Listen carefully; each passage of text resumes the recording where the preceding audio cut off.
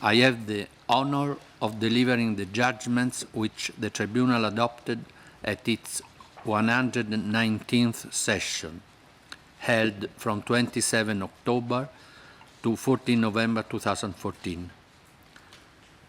All 7 judges of the Tribunal participated in the session. Vice President Mr. Rouillet, Mr. Ba, Mrs. Hansen, Mr. Friedman, Mr. Moore, Mr. Rawlins, and myself. During this session, the Tribunal adopted 77 judgments, which is another record of number of judgments, covering complaints filed by 900 officials from 18 organizations and recorded 11 withdrawals.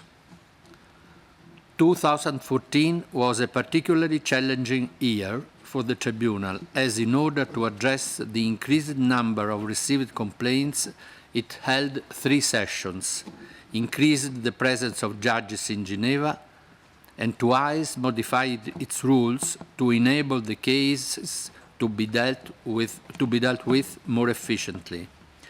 During the 119th session, the Tribunal also modified Article 13 of its rules to clarify the conditions under which an individual may intervene in a case before the Tribunal. A new form has also been established for that purpose.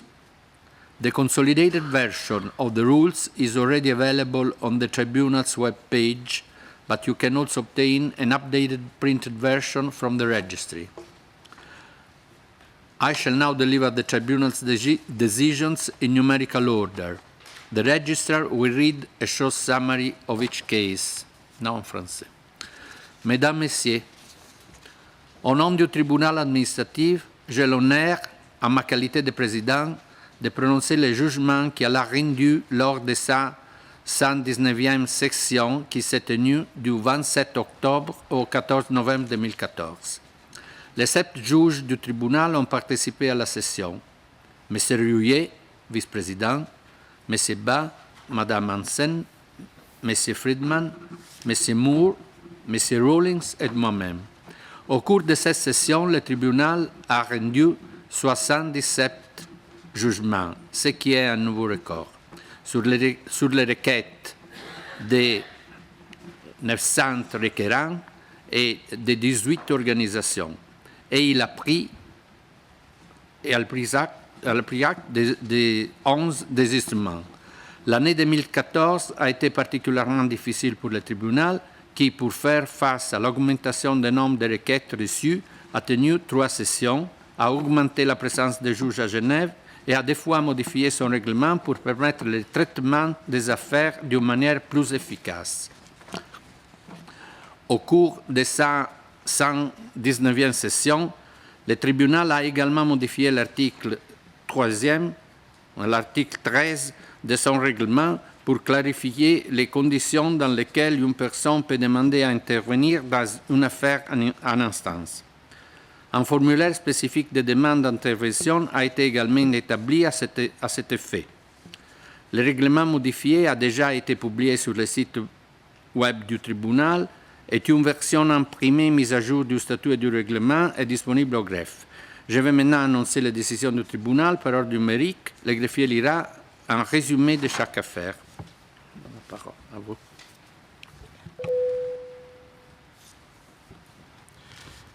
Merci, Monsieur le Président. Comme d'habitude, je vous prie de m'excuser si je ne prononce pas correctement tout le nom. Monsieur Alan Raffo a formé un recours en exécution du jugement 3119 qui constitue sa 3e requête contre l'Organisation mondiale de la propriété intellectuelle, OMPI. Dans le jugement 3119, le tribunal avait notamment annulé la décision qui avait infligé au requérant une sanction disciplinaire de révocation avec effet immédiat et avait ordonné sa réintégration avec toutes les conséquences de droit. En exécutant le jugement, l'OMPI a retenu un tiers de somme due, compte tenu, selon elle, du fait que le requérant avait refusé de manière répétée de révéler les éventuels revenus qu'il aurait perçus après sa révocation. Le tribunal a rappelé que ces jugements doivent être exécutés par les parties tels qu'ils ont été prononcés. il a estimé qu'en s'arrogant de droit d'interpréter le jugement 3119 et en décidant de son propre chef de ne pas verser au requérant que les 2/3 de son dû, l'OMPI a manqué à son devoir de pleine et correcte exécution de ce jugement. Pour les motifs exposés dans le jugement 3394, le tribunal a décidé ce qui suit. 1. L'affaire est renvoyée devant l'organisation pour qu'elle exécute antérieurement le jugement 3119 en payant la totalité des traitements et indemnités dus sans retenue aucune. L'OMPI versera au requérant une indemnité de 5 000 francs suisses en réparation du préjudice moral. 3. Elle lui versera une somme de 5 000 francs à titre d'astreinte par mois de retard, comme il est dit au considérant 15 du jugement. 4. Elle lui versera également une somme supplémentaire de 4 000 francs à titre de dépôt pour le présent recours. 5. Les conclusions du recours en exécution sont rejetées pour le surplus. Ms. Elizabeth Hardon has filed an application for execution of judgment 2919, which is her 18th complaint against the European Patent Organization EPO. Mr. Wolfgang Mantz has submitted an amicus curiae brief. Mr. Laurent Prunier has filed an application to intervene. Acting in her capacity as staff representative, the complainant first challenged before the tribunal the EPO's practice in relation to the assignment of tasks to external contractors. In judgment 2919, the tribunal decided that the president of the office should, within 60 days of the date of publication of the judgment, consult the General Advisory Committee on the practice of outsourcing. The complainant contends that the EPO has failed to execute judgment 2919. The tribunal found that it was clear that the judgment in question had now been executed. However, the tribunal considered that the complainant was entitled to compensation for the EPO's failure to comply with the tribunal's order. For the reasons explained in Judgment 3395, the tribunal decided as follows. 1. The EPO shall pay the complainant compensation in the amount of 500 euros. 2. The EPO shall pay the complainant 100 euros in costs. 3. All other claims are dismissed. 4. The application to intervene is dismissed. Ms. Carrie-Juste Laperrière filed her 18th complaint against the World Health Organization, WHO. Her illness being recognized as service incurred, she made a claim to an invalidity pension. WHO considers that no sufficient information was provided to enable it to respond positively to such a request. The tribunal considered that the rule in question existed to benefit staff members. As it is a beneficial normative legal document, it should be interpreted liberally, and in the event of ambiguity in a particular provision, a meaning favoring a wide application of the provisions for the benefit of the staff member should be adopted rather than a narrow application of the provisions which could deny benefits to staff members. The tribunal found incorrect WHO's interpretation that meaning of the term continuing involved the question as to whether the condition was permanent or long-term on the one hand, or temporary on the other hand. The continuing nature of a condition is simply whether it will, at the time of diagnosis and prognosis, continue into the future for, if known, anything other than a brief period, or continue with an unknown end date. For the reasons explained in Judgment 3396, the tribunal decides as follows. 1. WHO shall pay the complainant an amount equal to the sum of all periodic pension payments plus interest that were payable under paragraph 10A of Annex 7E to the WHO manual between 11 May 2010 and the date of the delivery of this judgment, or an earlier date determined under paragraph 2 of this order. 2. An earlier date For the purposes of paragraphs 1 and 4 of this order is a date on which the complainant's total invalidity ceased, as provided for in paragraph 10A of Annex 7E, in the opinion of two independent psychiatrists, whose opinion WHO has or obtains within 60 days of the date of delivery of this judgment. 3. Interest at the rate of 5% shall be payable under paragraph 1 of this order in relation to each periodic pension payment from the date it would have been paid under paragraph 10A of Annex 7E. 4. WHO shall pay the complainant a pension under paragraph 10A of Annex 7E unless and until a determination is made under paragraph 30 of Annex 7E or the complainant's invalidity has ceased for the purposes of Section 3 of Annex 7E in the opinion of two independent psychiatrists whose opinion WHO obtains. Provided that this paragraph has no application, if an earlier date has been established under paragraph 2 of this order. 5. For the purpose of implementing paragraph 2 and 4, the complainant shall comply with any reasonable request of WHO to attend at the office of a psychiatrist for examination. 6. WHO shall pay the complainant 20,000 euros in moral damages. 7. WHO shall pay the complainant 1,000 euros in costs. 8. All other claims are dismissed. Madame Linda King de Jardon a formé une requête contre l'Organisation des Nations Unies pour l'éducation, la science et la culture, UNESCO. La requérante est une ancienne fonctionnaire de l'UNESCO qui a pris sa retraite en octobre 2011. En janvier 2011, elle a eu un accident qui a été reconnu comme imputable à l'exercice de ses fonctions officielles, ses frais médicaux étant à la charge de l'UNESCO. La requérante attaque la décision de ne pas lui accorder une réparation pour les souffrances qu'elle affirme avoir endurées suite à son accident. Le tribunal a rappelé qu'une requête n'est recevable que si la décision contestée est définitive, l'intéressé ayant épuisé tout moyen de recours mis à sa disposition par le statut de personnel. Or, en l'espèce, le tribunal a constaté que la requête a été déposée alors que la procédure de recours interne n'était pas clôturée. Il en a conclu que la requête est donc prématurée et qu'elle est par conséquent irrecevable. Il appartiendra à l'UNESCO de donner suite sans tarder qui convient à cette procédure. Pour les motifs exposés dans le jugement 3397, le tribunal décide ce qui suit. 1. Le requête est rejeté. 2. L'organisation procédera, comme il est dit, au considérant 7 du jugement. Monsieur Engelbert Ruos a formé une requête contre l'Organisation des Nations Unies pour l'éducation, la science et la culture, UNESCO.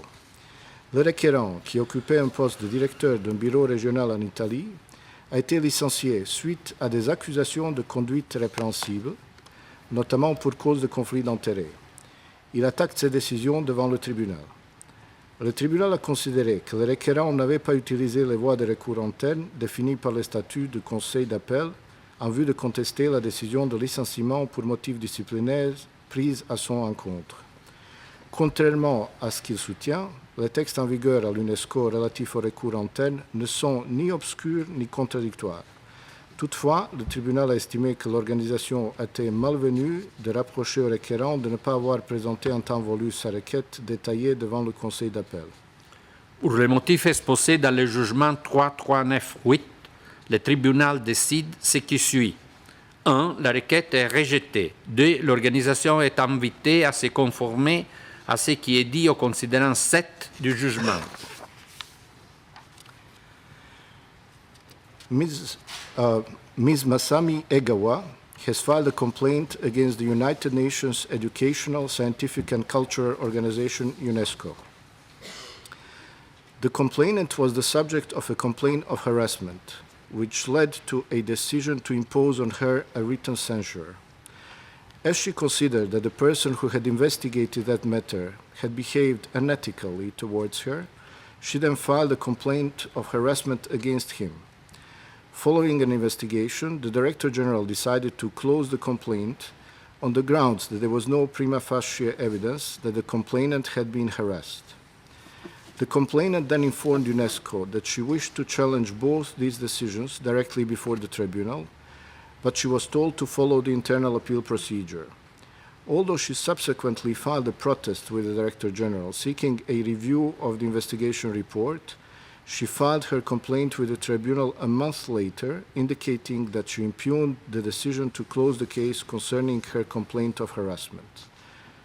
The tribunal found that the complainant's claims were all irreceivable for failure to exhaust the internal means of redress. For the reasons explained in Judgment 3399, the Tribunal dismisses the complaint. Ms. Sabine Adotevi has filed a first, a second, and a third complaint against the Food and Agriculture Organization, FAO.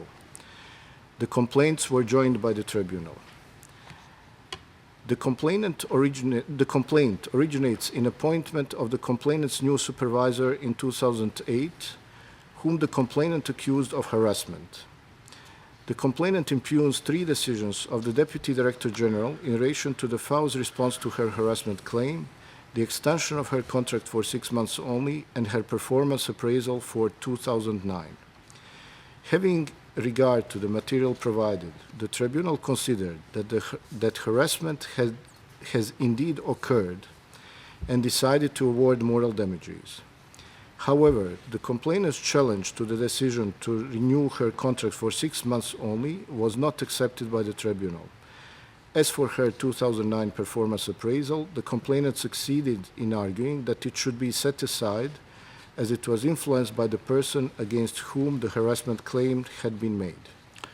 For the reasons explained in Judgment 3400, the Tribunal decided as follows. 1.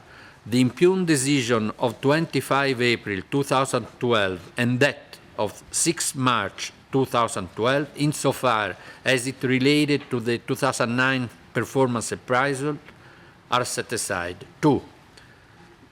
The complainant's 2009 performance appraisal shall be removed from her personal file.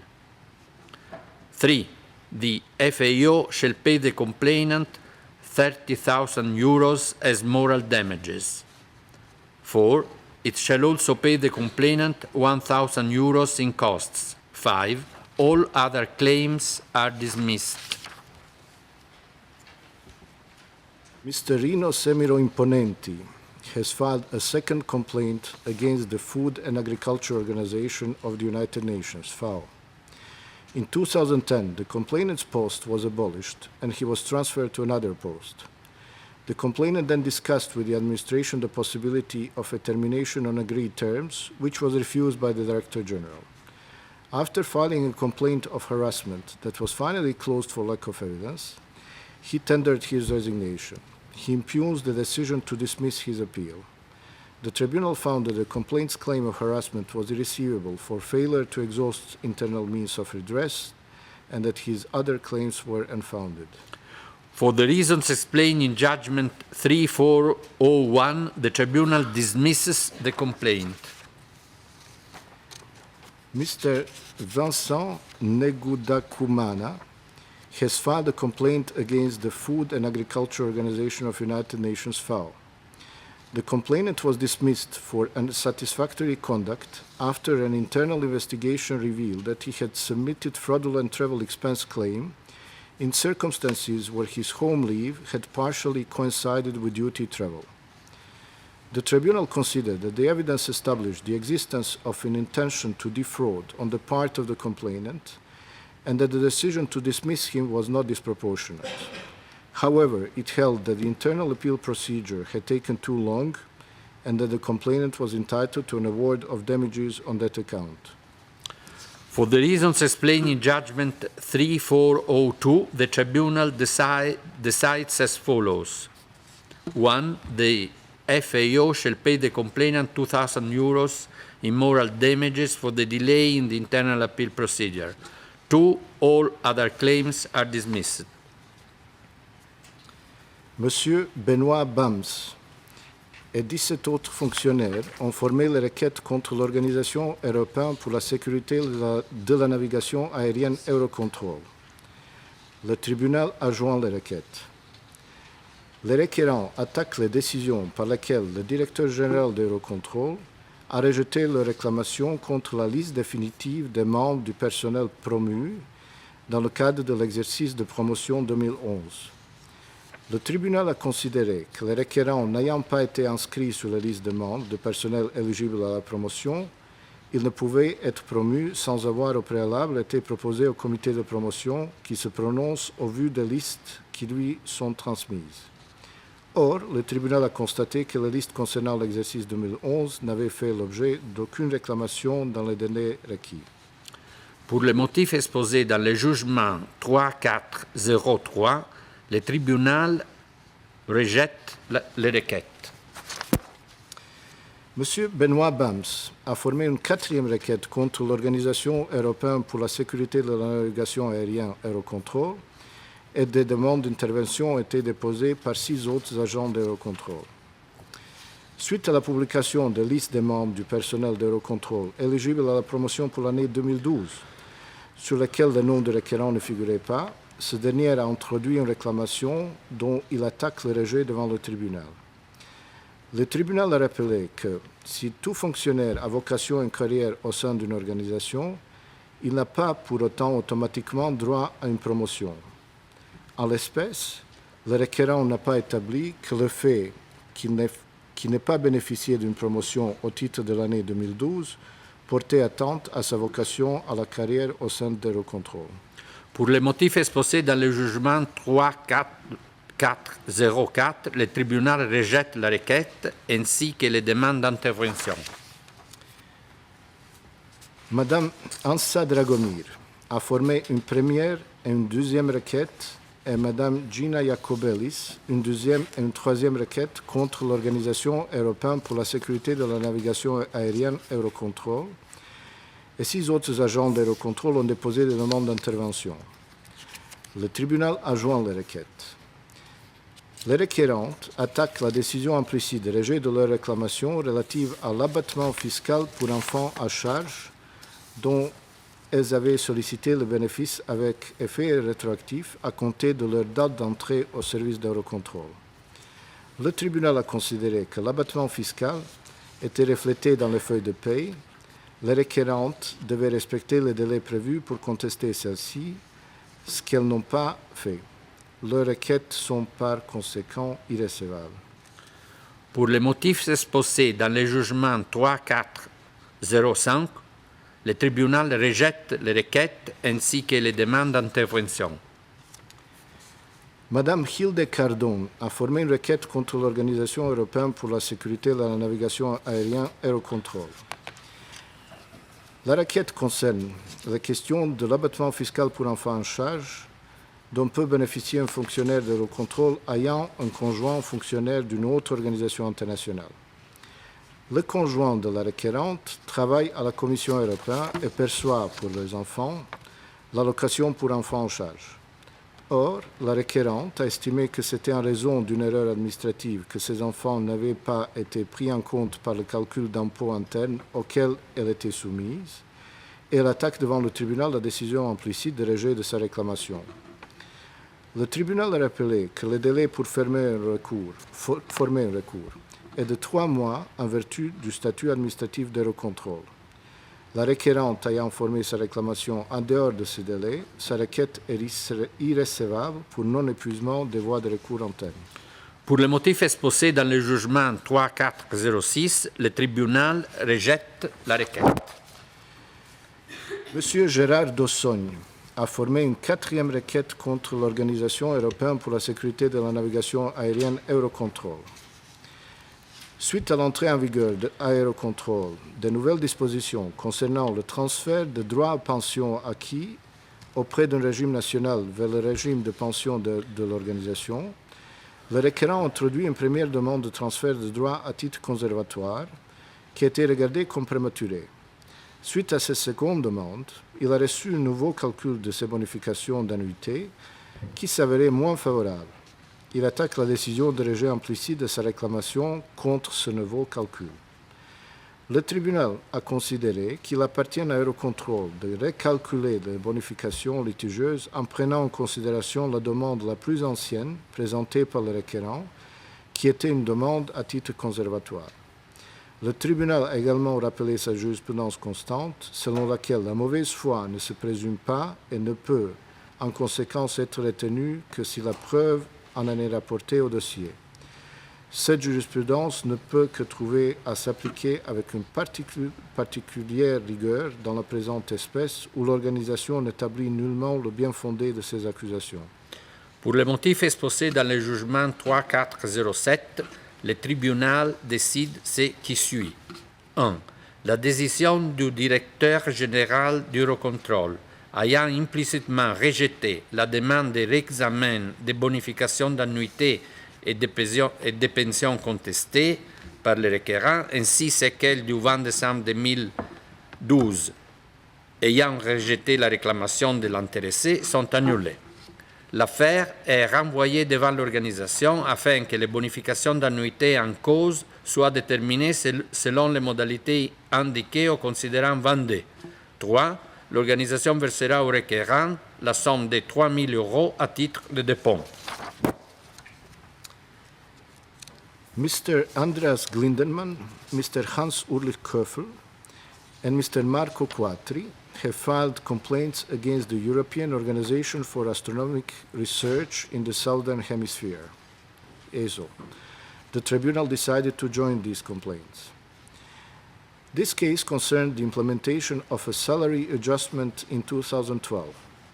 Briefly, the remuneration and allowances of ESO staff are adjusted annually by reference to a salary adjustment index, which is based on statistics from two external sources, the German Federal Statistics Office and the Statistical Office of the European Union. At the end of 2010, the provisional salary index was negative, which implied that salaries would have to be adjusted downwards in 2011. However, as it was anticipated that the index for the following year would be more favorable, ESO decided not to adjust salaries at all in 2011, but to incorporate the negative salary index for 2011 into the adjustment for 2012. In the event, this again resulted in a negative salary index, because the 2012 index, though positive, was not great enough to fully offset the negative 2011 index that had to be included in the adjustment formula. When the complainants received their January 2012 salary slips, they filed appeals with the Director General, challenging the decision to apply to them the new scale of basic salaries and, as a result, to grant them reduced allowances. The Director General authorized them to bring the case directly before the tribunal.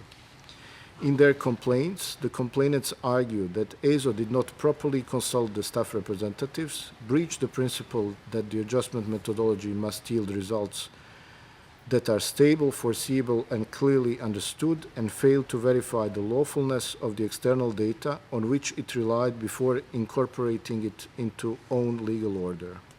For the reasons explained in Judgment 3408, the Tribunal dismisses the complaints. Ms. Gelsomila Vigliotti and Ms. Flavia Wilma Grassi filed complaints against the International Fund for Agricultural Development, IFAD. The tribunal decided to join them. They challenge IFAD's decision not to renew their respective contracts. The tribunal found first that the complainants' claims against the abolition of their posts were irreceivable in accordance with Article 7, Paragraph 1 of the Tribunal Statute for failure to exhaust all internal means of redress. However, the tribunal found that IFAD violated its duty of care and did not respect the dignity of the complainants during the reassignment efforts.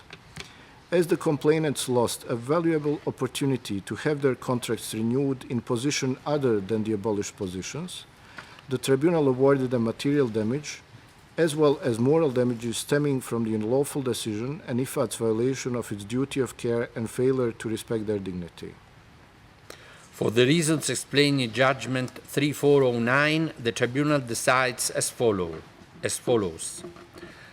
1. The decisions not to renew the complainant's contracts are set aside.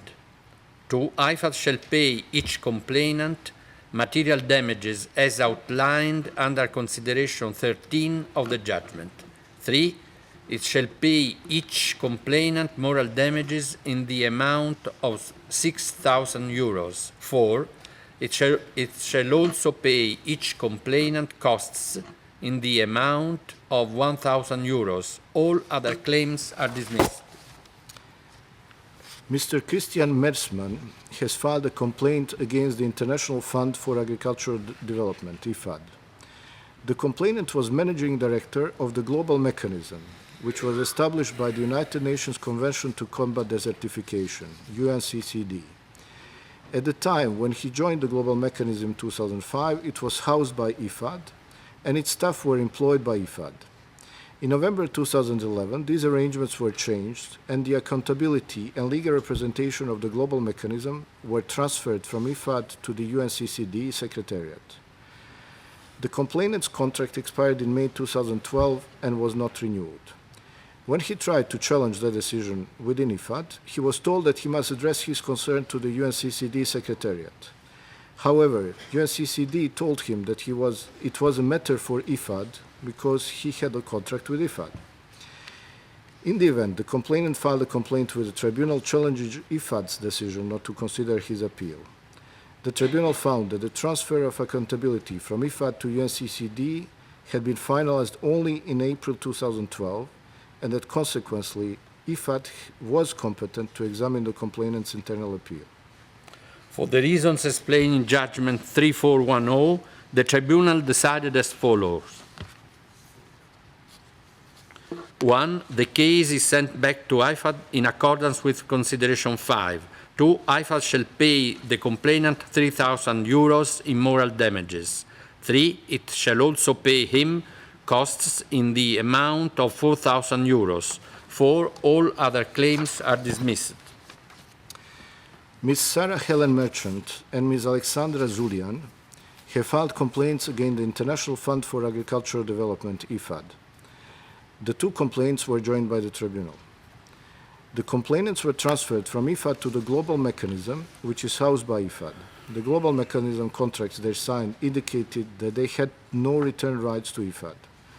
The complainants appealed IFAD's decision not to extend their contracts upon expiry. The tribunal noted the transfer of responsibility for the Global Mechanism from IFAD to the UN Convention to Combat Desertification and recalled that IFAD was not responsible for the personal management of the Global Mechanism.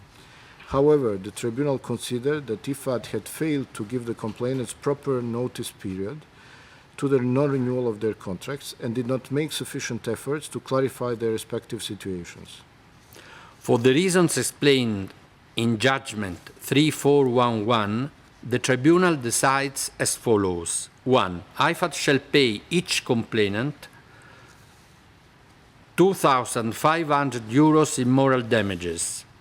2. It shall also pay each of them 3,000 euros in costs. 3. IFAD shall pay each intervener 2,500 euros in moral damages. 4. It shall also pay the interveners collectively 3,000 euros in costs. 5. All other claims are dismissed. Mr. Christian Charlier has filed a complaint against the International Atomic Energy Agency. In 2011, the complainant filed an internal appeal against an appointment to a position of director for which he had applied, claiming that he was discriminated against on the basis of his nationality and of unproved allegations. He impugns the Director General's decision to reject his appeal. The tribunal found that the complainant had not shown that IAEA had breached the principles of equal treatment, good faith, or fair dealing, and it considered the complaint was unfounded. For the reasons explained in Judgment 3412, the Tribunal dismisses the complaint. Ms. Natalia Infliant had filed a complaint against the International Atomic Energy Agency.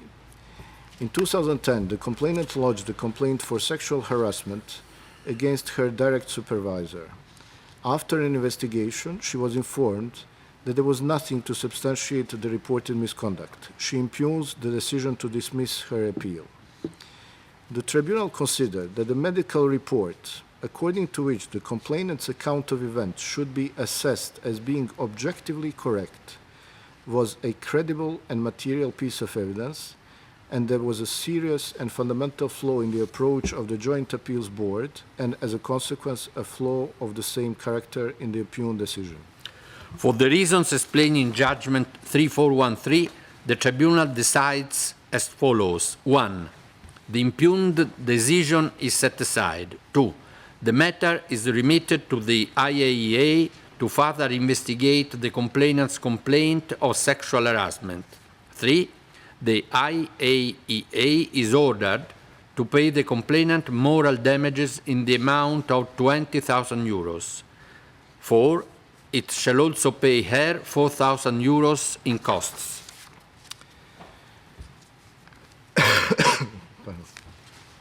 Mr. Dean Neal has filed a third complaint against the International Atomic Energy Agency, IAEA. When the complainant became president of the Staff Council, he was released from his regular duties in his department on a full-time basis. Shortly afterwards, his name was removed from the email distribution list for that department. He later asked to have his name placed back on the distribution list, but his request was denied on the ground that under the IAEA information security policy, staff members were given access to classified information only on a need-to-know basis, and the complainant was not then performing duties that made it necessary for him to know the information circulated within his department. The complainant challenges this as being discriminatory and undermining his right to freedom of association. For the reasons explained in Judgment 3414, the Tribunal dismisses the complaint. Mr. Mark Manley Pickrell has filed a complaint against the International Atomic Energy Agency, IAEA. Under the IAEA staff regulations and staff rules, the normal tour of service for staff in the professional and higher categories is 5 years. Extensions of service beyond that period can be granted exceptionally for programmatic and other compelling reasons in the interest of the agency. In the complainant's case, the Director General decided not to extend his fixed-term contract when he reached 5 years of service. The complainant contends that the decision was unlawful because one of the members of the panel responsible for making recommendations to the Director General on such extensions was seeking to retaliate against him for his role in bringing to light procurement irregularities, and because, according to the complainant, there was in fact of a practice within his department of granting extensions beyond 5 years to all staff members in his position, which was not followed in his case, in breach of the principle of equal treatment. The plea of unequal treatment was rejected by the tribunal, as the complainant has not demonstrated that there was programmatic or other compelling reasons justifying the extension of his contract, or that extensions were granted to others in the past, even in the absence of such reasons. The tribunal also rejected his plea based on alleged retaliation, which was not substantiated. For the reasons explained in Judgment 3415, the tribunal dismisses the complaint. Monsieur Philippe Boncourt a formé une requête contre l'Organisation internationale pour la migration, OIM. Il demande l'annulation de la décision par laquelle OIM a refusé de reconnaître qu'il avait été victime de harcèlement entre 2006 et 2011. Comme l'a maintes fois déclaré le tribunal dans sa jurisprudence, l'allégation d'harcèlement doit être corroborée par des faits précis dont la preuve doit être fournie par l'agent qui affirme en avoir été victime. S'il est vrai que les performances professionnelles du requérant n'ont pas l'objet d'évaluation régulière, il est exclu de considérer l'absence de rapport comme un indice de harcèlement. Le tribunal en a conclu que l'OIM n'avait pas harcelé le requérant, ni manqué à ses devoirs envers lui. Pour les motifs exposés dans le jugement 3.4.1.6, le tribunal rejette la requête. Mr. Michael Chance has filed a complaint against the International Organization for Migration, IOM. He challenged the decision not to extend his fixed-term contract because of his unsatisfactory performance. He contended in particular that IOM had not complied with its rules governing performance evaluation and that it had failed to inform him in a timely manner of his alleged shortcomings. The tribunal held that both of these pleas were well-founded and that the Director General's failure to recognize the consequences of not complying with the organization's performance evaluation procedures warranted an award of moral damages. Nevertheless, it considered the decision not to renew the complainant's contract had been taken in the exercise of a broad discretion which had not miscarried, and that it should therefore stand. For the reasons explained in Judgment 3417, the Tribunal decides as follows. 1. IOM shall pay the complainant 20,000 Swiss francs as moral damages. 2. IOM shall pay the complainant 5,000 Swiss francs in costs. 3. All other claims are dismissed. Ms. Victoria Elizabeth Menezes Miller has filed a complaint against the World Intellectual Property Organization, WIPO. After the complainant's supervisor asked for a classification of her position, her post description was updated, but she considered that it as inaccurate and complained of unequal treatment and harassment. She was finally promoted from January 2009 and not July 2008 as she requested. She impugns the Director General's decision to follow the Appeals Board recommendation and pay her compensation in the amount of 1,000 Swiss francs, but the complainant considered the amount inappropriate for the damage suffered. The Tribunal noted that the Board's conclusions were rational and balanced, and that the Board was right to consider that the action taken by the complainant supervisor and the failure of WIPO to properly carry out its duty of care and protection could have caused the complainant significant moral injuries. The Tribunal therefore determined the amount of compensation for such moral injuries. For the reasons explained in Judgment 3418, the Tribunal decides as follows. 1. WIPO shall pay the complainant 15,000 Swiss francs by way of moral damages. 2. WIPO shall pay the complainant 7,000 Swiss francs for legal costs. 3. All other claims are dismissed. Mr. Azedin Monsef Kateb has filed an 8th complaint against the World Intellectual Property Organization, WIPO. The complainant impugns a decision by which the Director General dismissed his internal appeal against an appointment to a post of director, for which he had also applied, and seeks to be appointed directly to the post. The Tribunal considered that, as an appointment in question had already been set aside, the claim in this regard was moot. The Tribunal also noted that WIPO had withdrawn the appointment decision, thereby accepting that the selection process was flawed and unlawful. However, the Tribunal, agreeing with the finding of WIPO Appeals Board, found that the complainant was entitled to moral damages for identified errors of the administration in excess to what the Director General decided to pay. For the reasons explained in Judgment 3419, the Tribunal decides as follows. 1. The impugned decision is set aside to the extent that it relates to the quantum of compensation awarded for moral injury and costs in the internal proceedings. 2.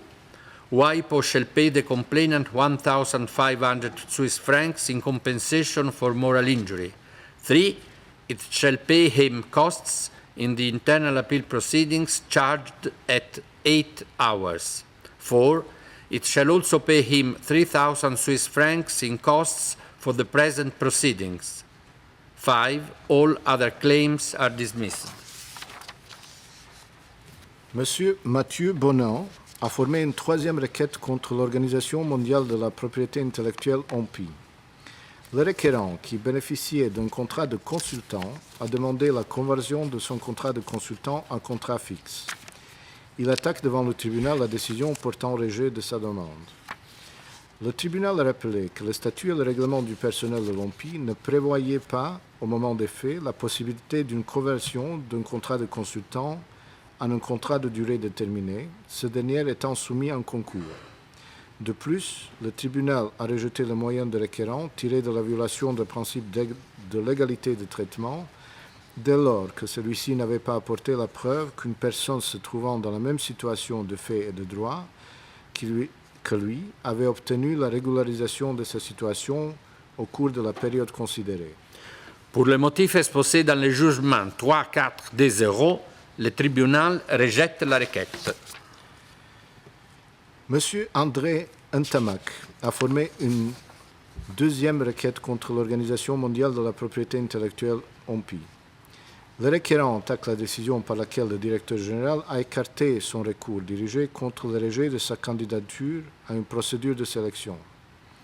Le tribunal a estimé que la disposition du statut du personnel relative à la composition du comité de nomination et de promotion n'avait pas été respectée et que, partant, le processus de sélection avait été irrégulier. Pour les motifs exposés dans le jugement 3.4D1, le tribunal décide ce qui suit. 1. La décision attaquée est annulée ainsi que la nomination à l'issue du concours. 2.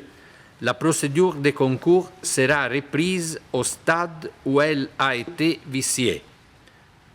3. L'OMPI versera au requérant une indemnité de 3 000 francs suisses en réparation du préjudice moral subi. 4.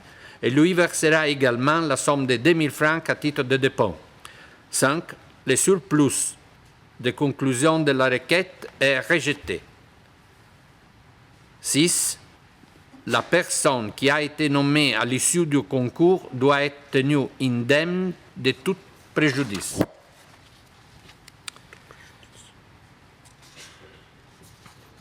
Mr. Mohammed Farid Abu Bakr Abdullah filed a complaint against the Global Fund to fight AIDS, tuberculosis, and malaria. His post of Unidirector Africa within the country program cluster was abolished, and he was subject to redundancy procedure. This was proven to be unsuccessful, and he was eventually separated from the Global Fund. While rejecting some claims, the tribunal found that announcing that another person would temporarily occupy the newly created position of Unidirector, for which the complainant successfully applied, at a public meeting before informing the complainant personally amounted to breach of the duty of care, which had a negative effect on the complainant. Consequently, he was entitled to moral damages.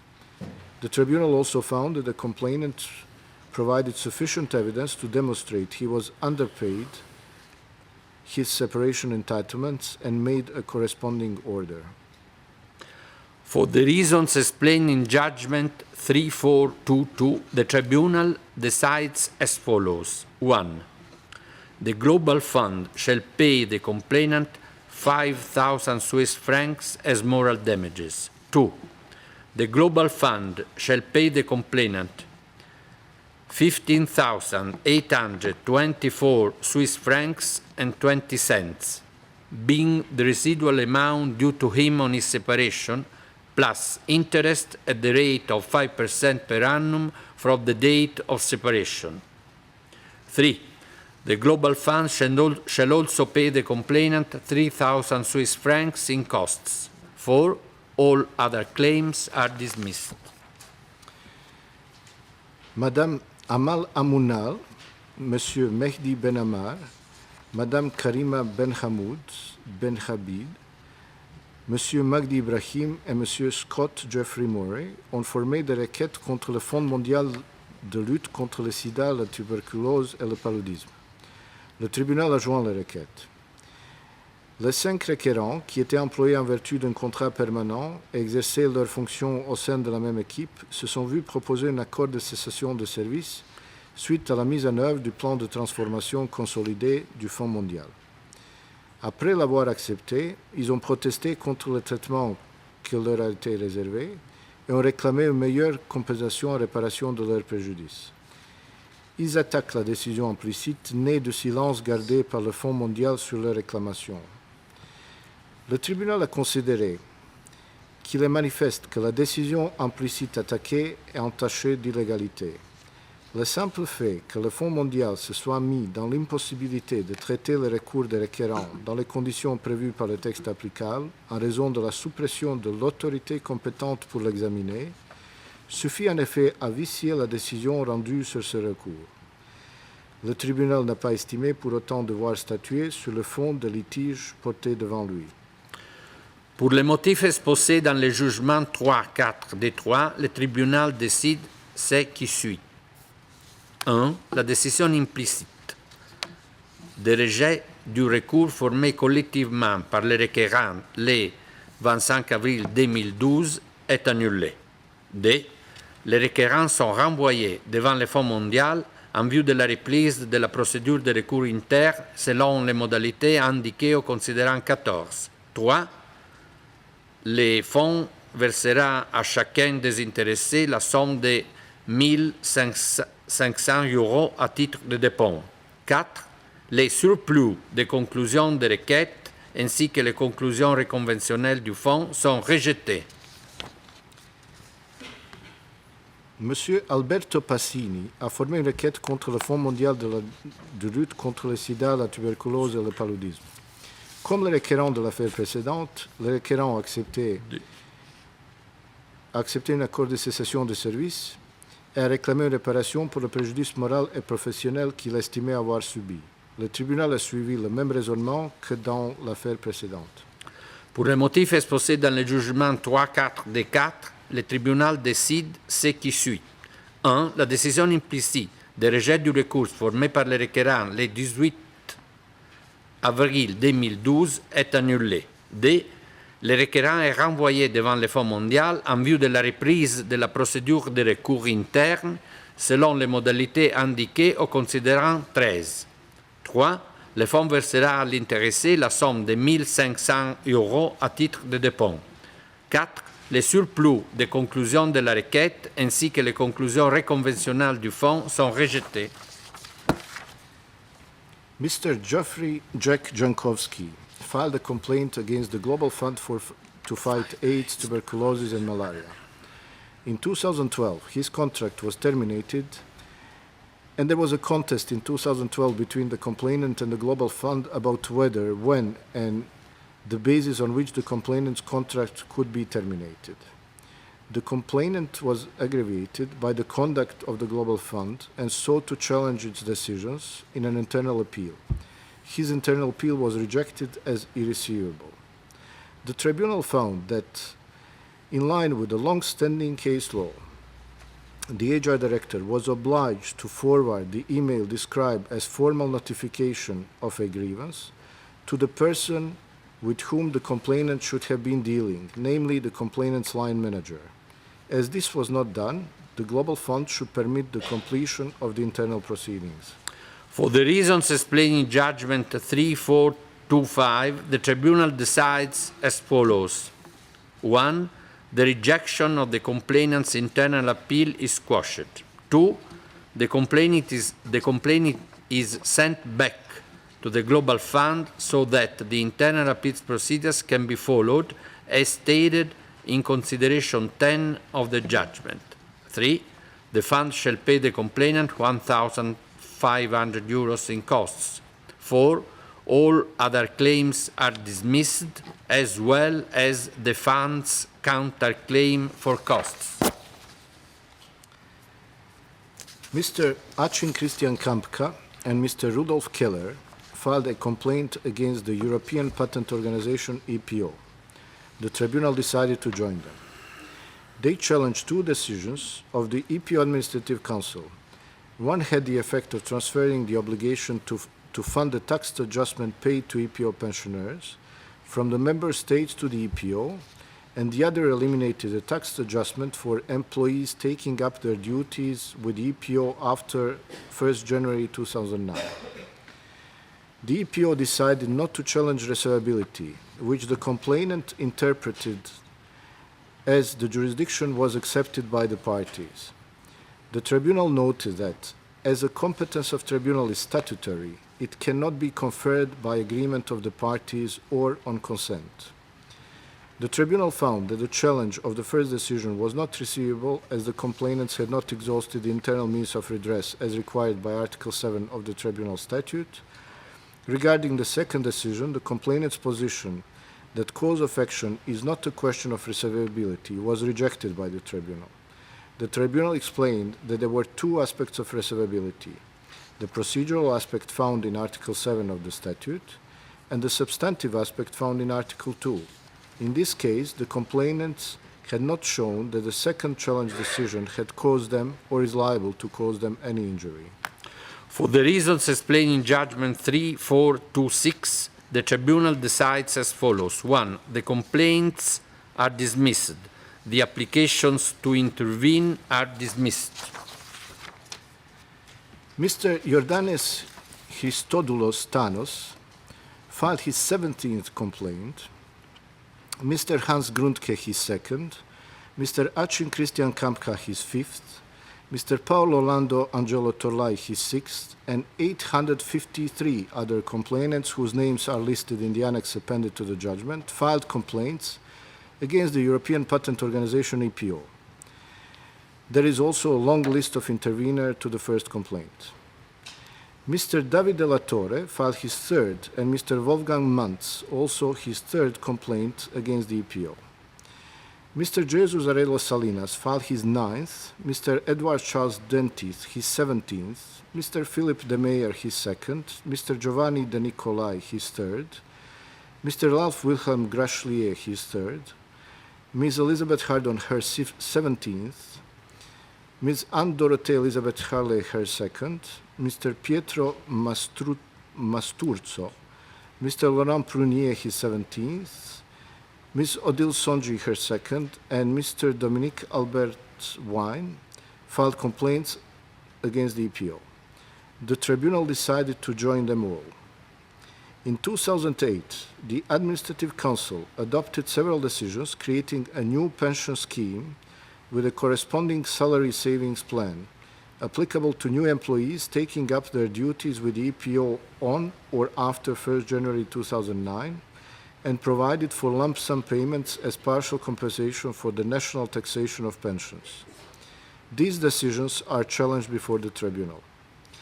First, some complainants requested the tribunal to waive the requirement to exhaust the internal appeals process.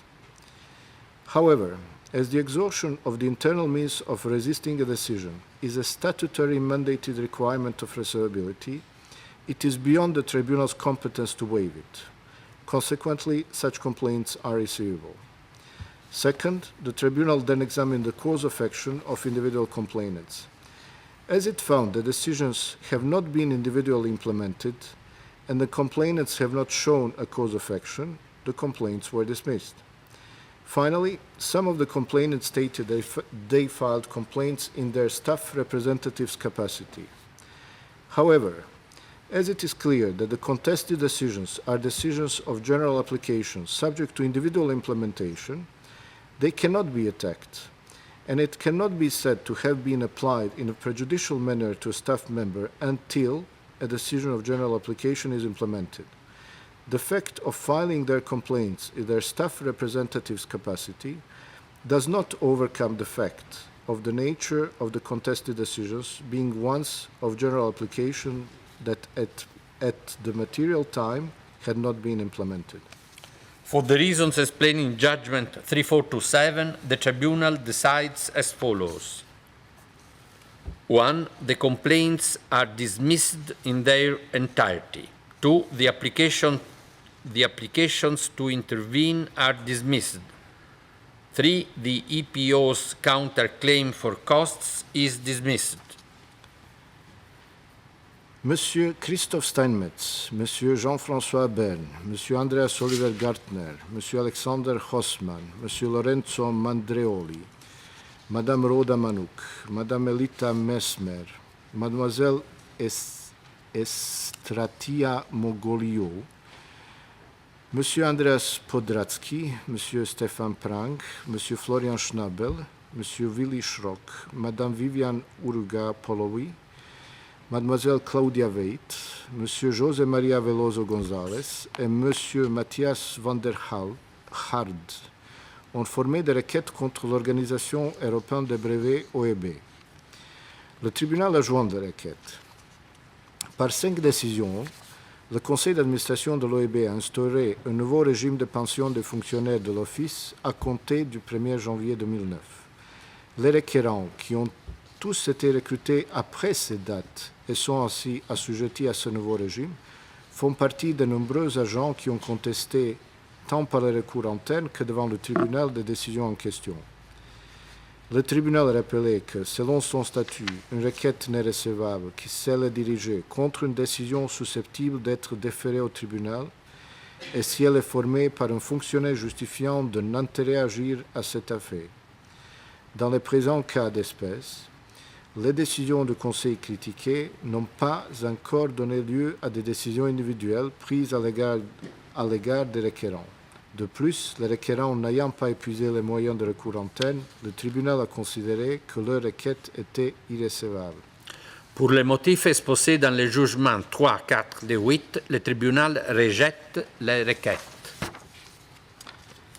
Mr. Piero Angius has filed a 15th complaint against the European Patent Organization EPO, and Mr. Achin Kampka, Mr. Paolo Torlei, and Mr. Thomas Hennisch have filed applications to intervene. The complainant, a former EPO employee, impugns the decision to reject his claim for full reimbursement of expenses related to his removal from the Netherlands to Italy.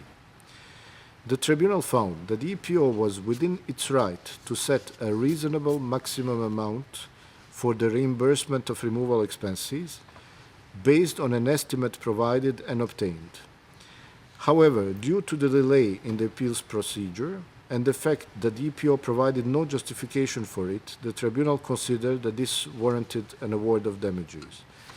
As for the 3 applications to intervene, they are irreceivable since the applicants are not in a situation in fact and in law similar to the one of the complainant. For the reasons explained in Judgment 3429, the Tribunal decides as follows. 1. The EPO shall pay the complainant €2,000 in damages as detailed under Consideration 7. 2. It shall also pay him €250 in costs. 3. All other claims are dismissed. 4. The 3 applications to intervene are dismissed. Mr. Josephus Broker has filed a complaint against the European Patent Organization EPO. The complainant was subjected to disciplinary proceedings after he failed to honor his obligation under a loan agreement with the organization and gave unsatisfactory explanation for his conduct. The disciplinary committee recommended that the complainant should be downgraded, but the president of the EPO considered that a more severe sanction was warranted. She decided to dismiss the complainant on the grounds that he had repeatedly failed to meet the standards of integrity befitting his office, and that the bond of trust between him and the organization had been irretrievably broken. The complainant contends that the sanction of dismissal was out of proportion to the gravity of his misconduct and partly based on inadmissible evidence. The tribunal rejected the complainant's plea concerning the admissibility of the evidence relied on by the EPO in this case. It found that the president of the EPO had duly explained her reasons for departing from the recommendation of the disciplinary committee, and that in imposing the sanction of dismissal, she had not exceeded the bounds of her discretionary authority. For the reasons explained in Judgment 3430, the Tribunal dismisses the complaint in its entirety. Mr. Volkan Koruk has filed a complaint against the European Patent Organization EPO. He challenges the implied rejection of his internal appeal against the decision to dismiss him at the end of his one-year probationary period. He alleges in particular that this decision was formally flawed and tainted with personal prejudice, and he was not given a proper chance to improve. The tribunal found that the EPO had complied with the relevant provisions of the service regulations in evaluating the complainant's performance and had fulfilled its duty of care towards him. It found no evidence to support his allegation of personal prejudice.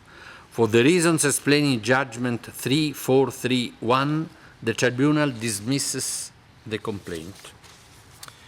Mr. Bakari Mwamboga has filed a complaint against the European Patent Organization, EPO. The complainant is an EPO employee serving in the Netherlands. He has both Kenyan and Dutch nationality. Under the seat agreement between the EPO and the Kingdom of the Netherlands, employees serving in The Hague and family members forming part of their household did not need a residence permit and were entitled to personal identity card issued by the EPO and authenticized by the Dutch authorities. However, when the complainant sought to bring his Kenyan wife and children to live with him in the Netherlands, the EPO advised him to pursue the ordinary immigration procedure applicable to Dutch citizens, on the grounds that the Dutch authorities would not issue identity cards to staff members holding Dutch citizenship. This procedure proved long and complicated, and the complainant incurred considerable expenditure. His complaint stems from the EPO's refusal to grant him compensation for this. The tribunal rejected the argument that the complainant had suffered injury by reason of his office or duties. However, in view of the terms of the seat agreement, it considered that EPO had breached its duty of care by simply advising the complainant to follow the procedure applicable to Dutch nationals, instead of taking up the matter with the Dutch authorities and seeking to obtain identity card for the members of his family.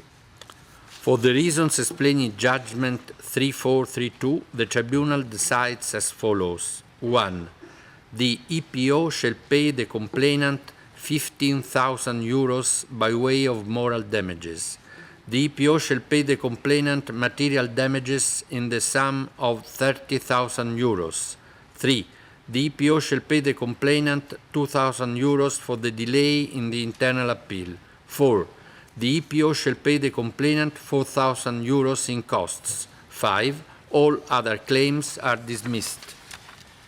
Mr. Gianpaolo Panzica has filed a complaint against the European Patent Organization, EPO. The complainant impugns the decision of the President of the Office to reject his appeals concerning 2 warning letters he received in relation to his staff report for 2006-2007. The Tribunal noted that the 2 written warnings have ultimately been withdrawn, and that the complainant's claim to have them removed from his personal file was moot. Moreover, the Tribunal considered that the 2 warnings were not final decisions adversely affecting the complainant in accordance with Article 7, Paragraph 1 of its statute, and that the complaint was therefore irreceivable.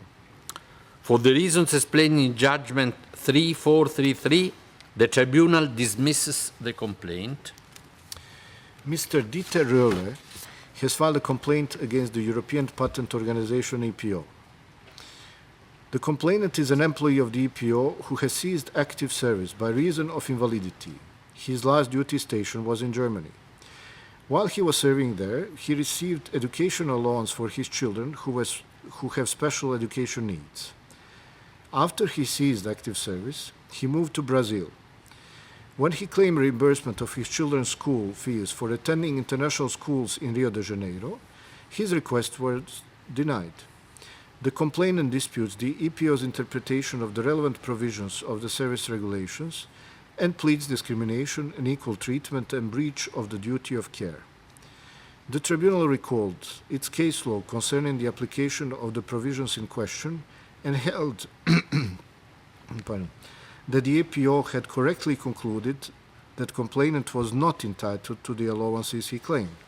The Tribunal also considered that the complainant had not established that he had suffered discrimination or unequal treatment, and that his allegation of a breach of the duty of care was not proved. For the reasons explained in Judgment 3434, the Tribunal dismisses the complaint. Messieurs Hannes Senftel, Achim Christian Kampka, and Paolo Torlai have filed complaints against the European Patent Organization EPO, and 74 other EPO employees have filed application to intervene. The complaints were joined by the Tribunal. The complainants initiated internal appeals in March 2009 against their pay slips for December 2008, alleging that the salary adjustments resulting from two decisions of the Administrative Council taken in December 2007 were unfair and unlawful.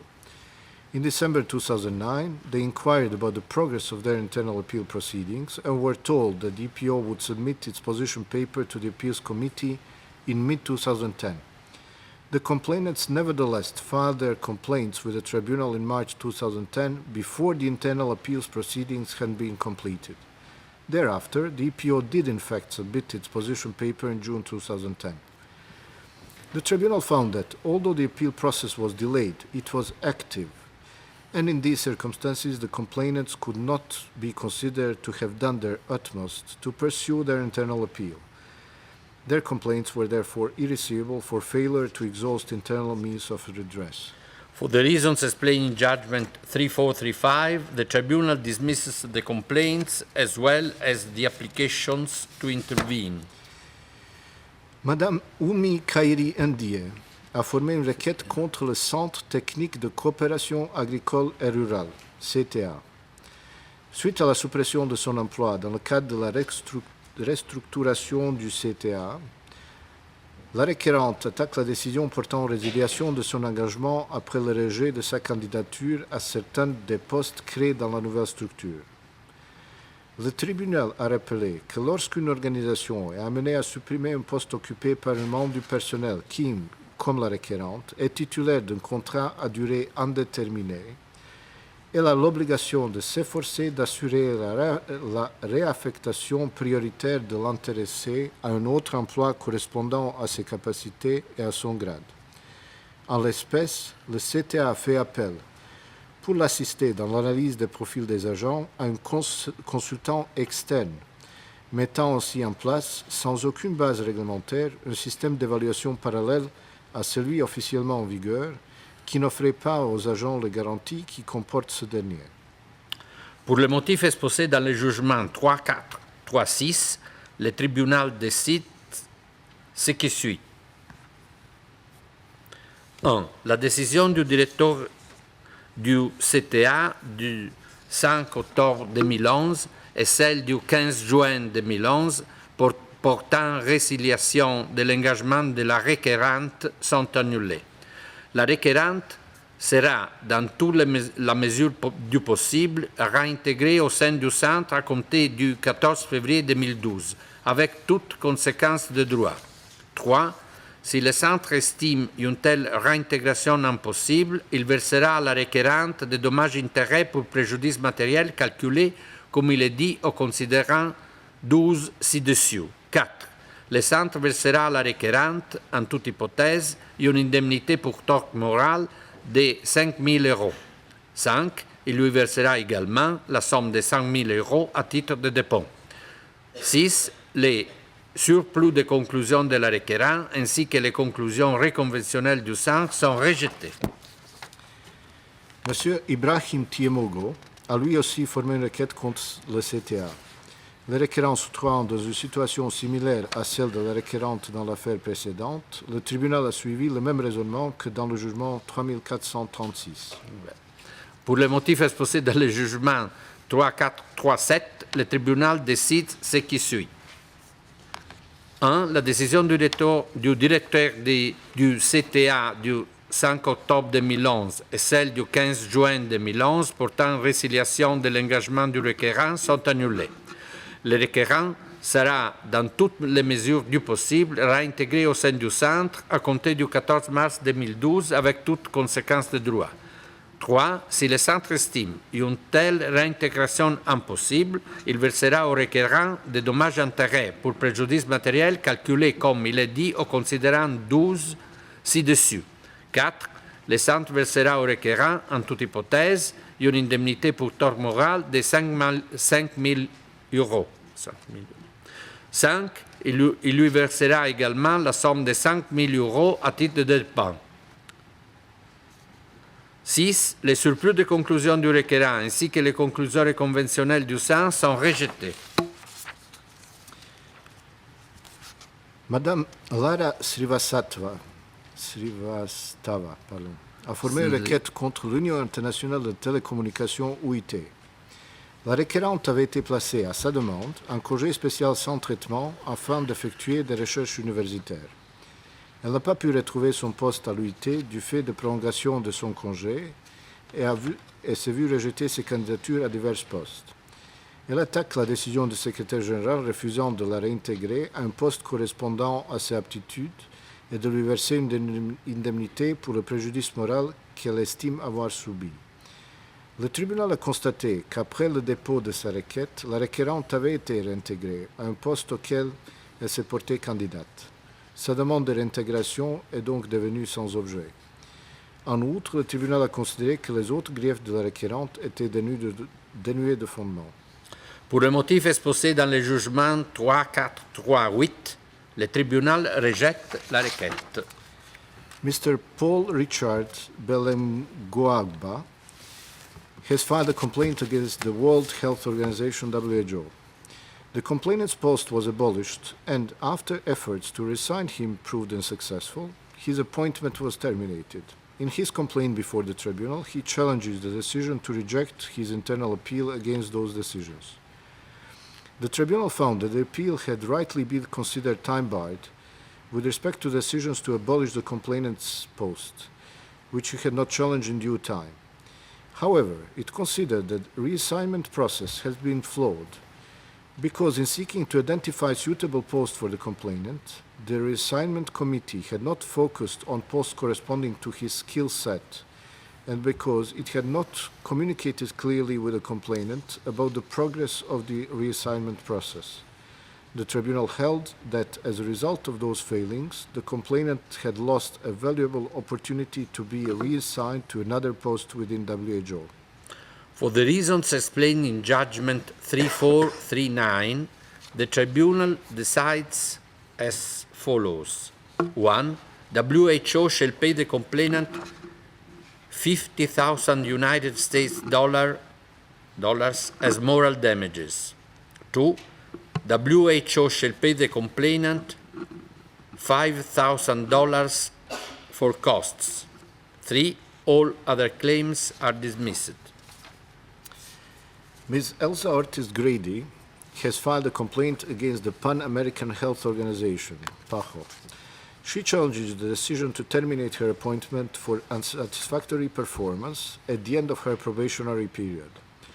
She alleges in particular that she was not given a job description, that she did not receive proper feedback on her work, that she was not warned of her unsatisfactory performance and given time to improve, that the performance evaluation process was not conducted in accordance with the applicable rules, and that the impugned decision was really a hidden disciplinary sanction following a mistake for which she was unfairly blamed.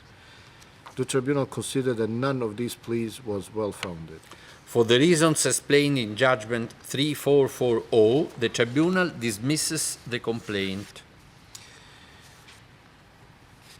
Mrs. Najwa Gadelhaldem filed 2 complaints against the United Nations Industrial Development Organization, UNIDO. The tribunal decided to join them.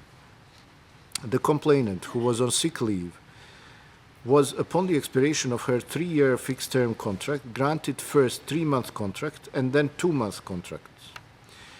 She is challenging this in her first complaint, and in the second she challenges UNIDO decision to recover dependency benefits which she had received in respect of her husband in a 2-year period, and to cease payments of spousal dependency benefits for the future. Regarding the contract extension, the tribunal considered that the complainant's health conditions and the related circumstances at the material time required a more sensitive approach by UNIDO. There was no reason why more timely notice could not have been given. It also found that some actions of UNIDO referred to by the complainant, in conjunction with a short notice of the contract extension, amounted to a breach of UNIDO's duty of care, good faith and mutual trust to the complainant. However, the tribunal found no evidence that proves that the decision to recover the dependency payments and to cease further payments in respect of the complainant's spouse was motivated by prejudice, or that it was the application of a disciplinary measure without due process. For the reasons explained in Judgment 3441, the Tribunal decides as follows. 1. The impugned decision contained in the letter of the Director General to the complainant, dated 26 March 2012, is set aside to the extent that it dismissed the complainant's appeal against the short-term extension of her contract for the period from 1 February 2011 to 31 March 2011. 2. Arising from paragraph 1 of this decision, UNIDO shall pay the complainant 10,000 euros compensation for moral injury for the breach of its duty of care, good faith, and mutual trust towards the complainant. 3.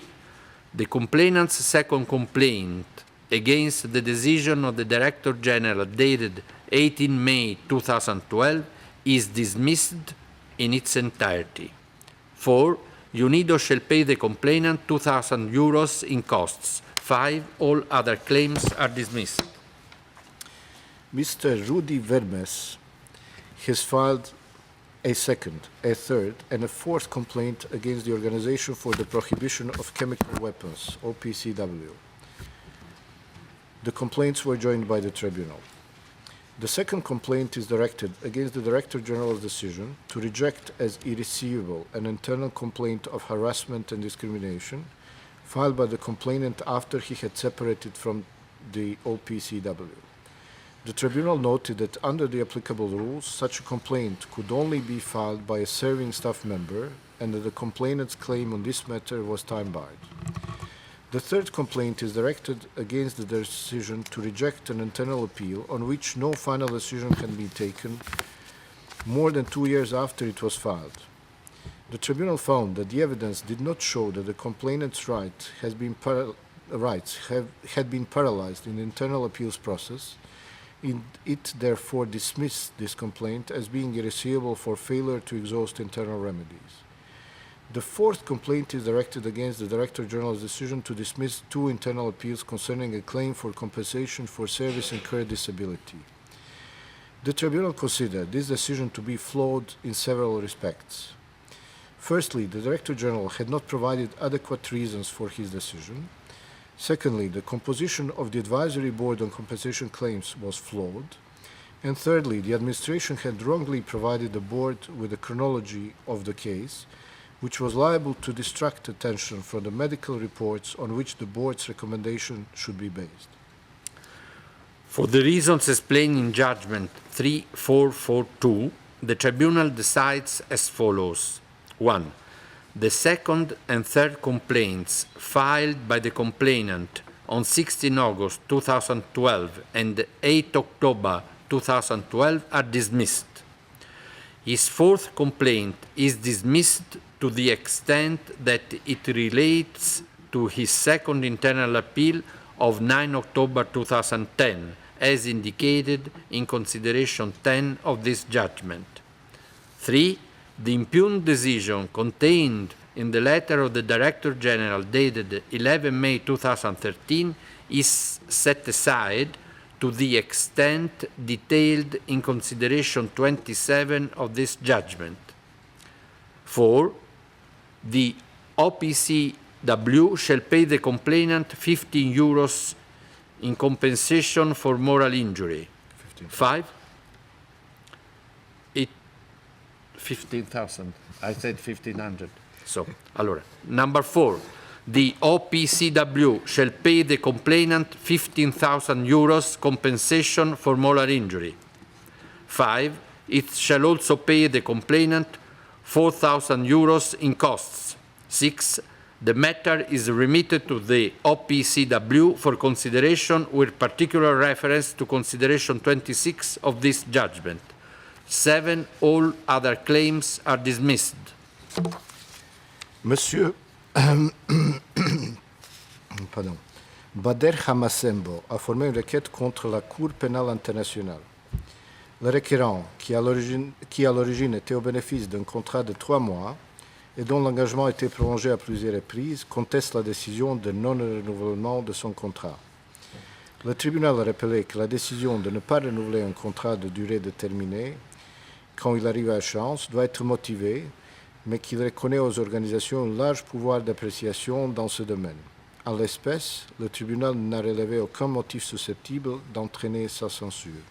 Pour le motif exposé dans le jugement 3443, le tribunal rejette la requête. Mr. Abureida Mohamed El Radi Fadlala has filed a complaint against the International Criminal Court. The complaint stems from the decision not to renew the complainant's fixed-term contract upon its expiry, which, according to the ICC, was taken because of budgetary constraints and changes in the requirements of the complainant's unit. The complainant alleges the decision is tainted with personal prejudice, lack of good faith, and unequal treatment, and that it was taken in retaliation against him because he has complained of discrimination and favoritism in his unit. The tribunal rejected this plea as unfounded, but it accepted the complainant's further argument that the ICC had not provided him with clear and valid reasons for not renewing his contract. For the reasons explained in Judgment 3444, the Tribunal decides as follows. 1. The ICC shall pay the complainant €8,000 in damages for moral injury. 2. The ICC shall pay the complainant €1,000 in costs. 3. All other claims are dismissed. Mr. Roberto Armio Zaricueta, Mr. Miguel Antonio Duran Salgado, Ms. Lucia Vesquez Coelho, and Mr. Antonio Ronaldo Orosso Perez filed complaints against the International Labour Organization, ILO. The tribunal decided to join them. The 4 complainants were external collaborators of the ILO, whose contract provided for the competence of tribunal pursuant to Article 2, Paragraph 4 of the Tribunal Statute. They allege that their work for a certain period was not paid by the ILO following the end of the contract. The tribunal noted that as the complaints were filed with the tribunal beyond the 90-day time limit provided in Article 7 of the statute, the complaints are time-barred and irreceivable.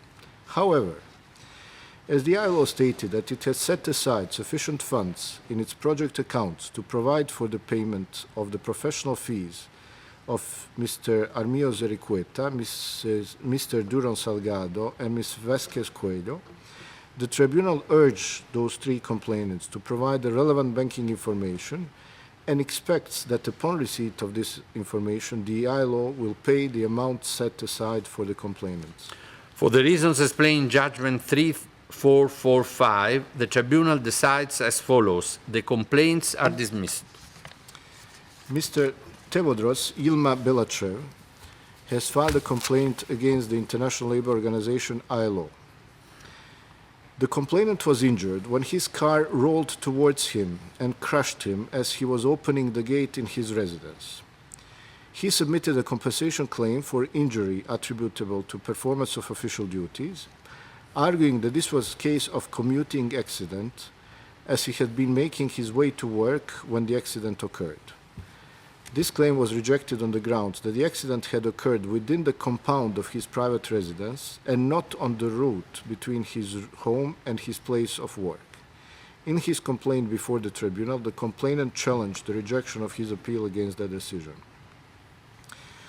Having noted the absence of a definition of a commuting accident in the ILO's rules, the tribunal held that it was too narrow an approach to ask what are the boundaries of the staff member's house in a physical sense, in order to determine when he left the house to travel to work. The relevant question was whether the staff member was engaged in, at the time of the accident, in an activity which had direct objective and effect of transporting him by whatever means, including walking, to his place of work to perform his duties.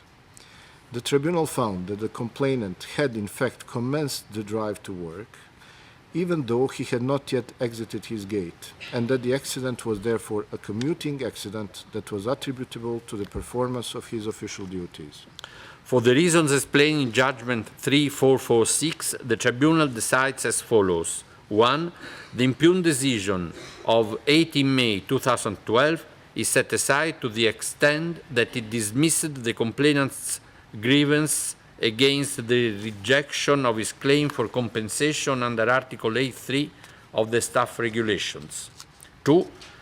The ILO shall compensate the complainant accordingly for the injuries that he sustained in the accident of 24 March 2010. 3. It shall pay him costs in the amount of $1,500 United States dollars. 4. All other claims are dismissed.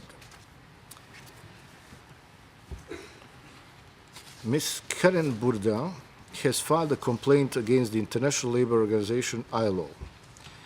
The complainant is a former ILO official who filed a grievance for harassment in 2010. The internal investigator found that no harassment had taken place, but that there were some weaknesses in the management of the ILO AIDS program. The complainant impugns the Director General's decision to reject her appeal following the findings of the investigator. The tribunal considered that the complaint was unfounded in its entirety, as the complainant relies heavily on conjecture, hypotheses, and personal perceptions to substantiate her allegations of harassment.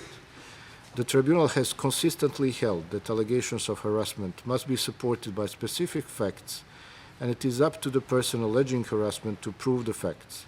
The tribunal concluded that the complainant has failed to establish that harassment had occurred. For the reasons explained in Judgment 3347, the Tribunal dismisses the complaint. Mr. Romulo González Lara has filed a complaint against the International Labour Organization, ILO. The complainant, whose post was abolished and whose fixed-term contract was not renewed, impugns a decision by which the Director General dismissed his appeal. The tribunal recalled that the non-renewal of a fixed-term contract is not the same thing as termination and does not give rise to any termination indemnity. It also recalled that it is well established in its case law that the non-renewal of a fixed-term contract is discretionary and that such a decision is subject to only limited review by the tribunal. The tribunal's review did not result in a finding that would warrant setting aside the decision. For the reasons explained in Judgment 3448, the Tribunal dismisses the complaint. Monsieur Christopher Land Kauslaskas a formé une deuxième et une troisième requête contre l'Organisation internationale du travail OIT. Le tribunal a joint les deux requêtes. Le requérant a agi tant à titre personnel qu'en sa qualité de président du comité de syndicat du personnel du BIT. Le tribunal a estimé que les deux requêtes étaient recevables dans la mesure où elles émanaient du requérant en cette dernière qualité. Les requêtes se fondent sur la même prétendue violation des règles applicables à la mise en concours de deux postes qui étaient à pourvoir et pour lesquels le requérant n'a pas pu faire acte de candidature.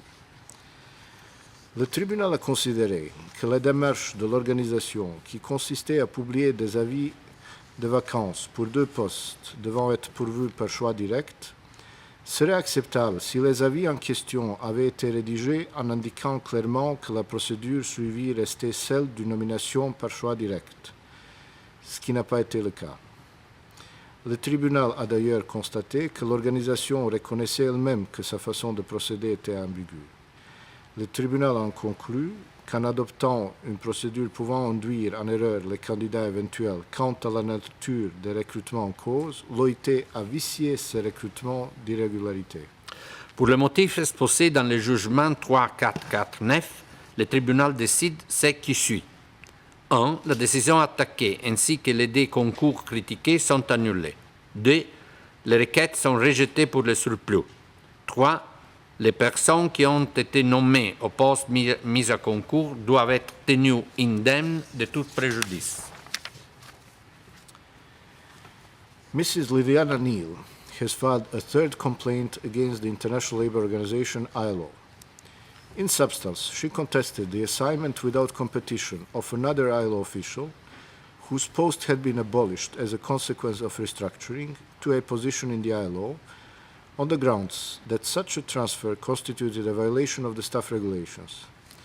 In reviewing the case, the Joint Advisory Appeals Board, JAB, and ultimately the Director General adopted an interpretation of the relevant provision different from that which the Tribunal had set out in Judgment 2755. The Tribunal found that the JAB's reasoning for allowing in-grade transfers without competition was not sound. Furthermore, the Tribunal emphasized that it had made a judicial determination of what the relevant provision meant, and that its decisions were not mere guidance. The ILO has submitted to the jurisdiction of the Tribunal as the final and judicial arbiter of employee grievances. This submission to jurisdiction binds the organization, its officials, and internal organs. Recalling the rule of stare decisis or stare decisis, the Tribunal confirmed that internal organs should follow and apply principles established by the Tribunal and adopt and apply interpretations by the Tribunal of normative legal documents applicable to the staff of the organization. That is necessary in order to create a stable, predictable, and certain legal system concerning the rights and obligations of both staff and organizations. The proper interpretation of the relevant provision had already been determined by the Tribunal in Judgment 2755, and the Tribunal saw no reason to reconsider its interpretation. If ILO finds that there are occasions in which in-grade transfers without competition are required, then the provision in question must be amended to reflect that need. The Tribunal held that the complaint was well-founded, as the complainant's right to be considered in a fair and open competition had been violated by the unlawful in-grade transfer. For the reasons explained in Judgment 3450, the Tribunal decides as follows. 1. The impugned decision of 31 August 2011 and the contested appointment of the official concerned are set aside in accordance with Consideration 12. 2. The ILO shall pay the complainant damages in the amount of 9,000 Swiss francs. 3. It shall pay her costs in the amount of 1,000 Swiss francs. 4. All other claims are dismissed.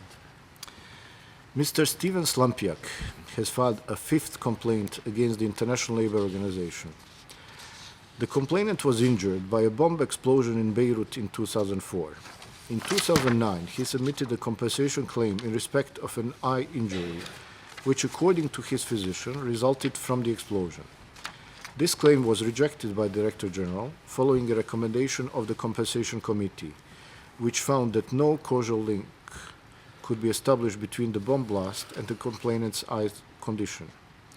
In his complaint, the complainant impugns the Director General's decision not to convene a medical board to review his claim prior to rejecting it.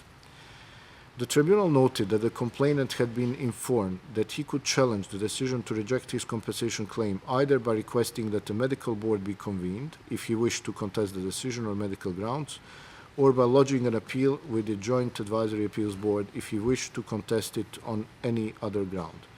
As the complainant failed to take either of those steps, the Tribunal held that his complaint was irreceivable for failure to exhaust internal remedies. For the reasons explained in Judgment 3451, the Tribunal dismisses the complaint. Madame Marlène Plachy a formé un recours en révision des jugements 1976, 2026, 2070, 2160, 2161, 2200, 2684, 2890 et 3207, qui constitue sa 15e requête contre l'Union internationale des télécommunications UIT. La requérante demande la révision des jugements qui se rapportent à la description de son poste, aux conséquences de l'accident de travail qu'elle a subi et à la détermination d'un lien de causalité entre ses activités professionnelles et sa maladie qui l'avait conduit à son licenciement en 2001. Le tribunal a rappelé que selon sa jurisprudence constante, ces jugements sont définitifs et sans appel et ont l'autorité de la chose jugée.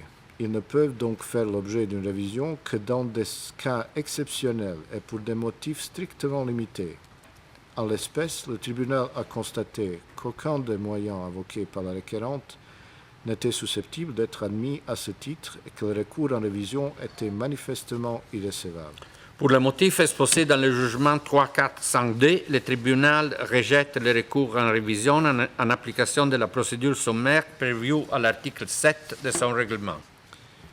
M. Pierre Vasoloma Vondo a formé une quatrième requête contre l'Organisation mondiale de la santé, OMS. Le requérant, qui était employé au bureau régional de l'OMS à Brazzaville, fut placé en congé spécial avec traitement intégral lorsque ce bureau fut provisoirement fermé en raison de la guerre civile. Il fait greffe à l'OMS de ne pas avoir versé de primes de guerre aux membres du personnel local du bureau régional resté à Brazzaville. Le tribunal a estimé que le requérant, n'invoquant aucune violation des stipulations de son contrat d'engagement ou des dispositions statutaires qui lui seraient applicables, sa requête échappe à la compétence du tribunal et elle est manifestement irrecevable. Pour le motif exposé dans le jugement 3453, le tribunal rejette la requête en application de la procédure sommaire prévue à l'article 7 de son règlement. Ms. Laura Aviles Martinez, Ms. Auridris Obrereu Amorium Pinheiro Veira Jarque, Ms. Corinne Havard and Ms. Petra Torresia Schindler-Bauer have filed complaints against the European Patent Organization, EPO. The complaints were joined by the tribunal. The complainants impugned an implied decision rejecting their claim on their entitlement to collective reward provided for by a decision of the Administrative Council. The tribunal noted that the complainants proceeded on the basis that there had been a negative decision on their request for review that they could then challenge in this tribunal. They are challenging directly the decision of the Administrative Council and not its implementation as it may have applied to them. For that reason, the tribunal considered that their complaints were irreceivable. For the reasons explained in Judgment 3454, the tribunal summarily dismisses the complaints in accordance with the procedures set out in Article 7 of its rules. Mr. François Blondel has filed an 11th complaint against the European Patent Organization, EPO. The complainant impugns the decision of the President of the Office to reject his request for a second conciliation procedure concerning the third version of his staff report. The tribunal considered that the subject matter of the 11th complaint was identical to that of the complainant's third complaint. The tribunal has already decided that the contested third version of the report was devoid of the flaws identified by the Internal Appeals Committee, which means that the third version of the staff report is valid and should no longer be subject to review by the tribunal. Consequently, the complaint is clearly irreceivable. For the reasons explained in Judgment 3455, the tribunal dismisses the complaint in accordance with the summary procedures provided for in Article 7 of its rules. Mr. Ralph Wilhelm Graschiler has filed a 6th and a 7th complaint against the European Patent Organization, EPO. The two complaints were joined by the tribunal. The complainant challenges the setting up of two separate reserve funds to cover insurance liabilities for pension recipients of the organization, considering that they adversely affect his interest as well as the interest of EPO staff members. The complainant considered that the complaints constituted an abuse of process because they were essentially identical and were clearly irreceivable. For the reasons explained in Judgment 3456, the tribunal dismisses the complaints in accordance with the summary procedures provided for in Article 7 of its rules. Mrs. Anne-Dorothée Elizabeth Heller has filed a 7th complaint against the European Patent Organization, EPO. In 2009, the complainant contested her performance report for the period when she was working part-time for staff representation. The report was finally set aside, and the reporting period in question was split into two parts. The complainant impugns the decision to split the reporting period in two parts. The tribunal considered that the decision impugned by the complainant was a decision of a procedural nature and not a final decision adversely affecting her. It concluded that the complaint was therefore premature.